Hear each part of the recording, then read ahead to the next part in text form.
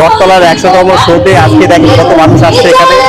আমরাও আসছি, আমাদের খুব ভালো লাগতেছে, একটা প্রাণপ্রিয় একটা উৎসব।